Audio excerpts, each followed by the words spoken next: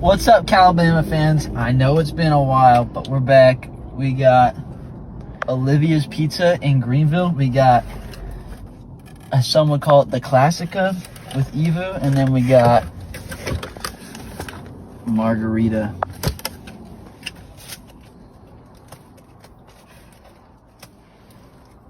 Look how thin that is.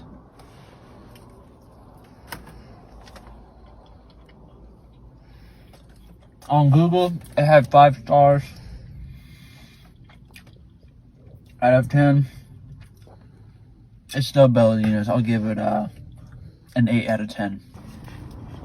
I'm Brayden. I'll be guest trying the margarita pizza. Look at that.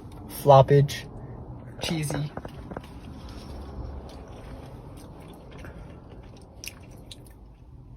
The sauce is very good.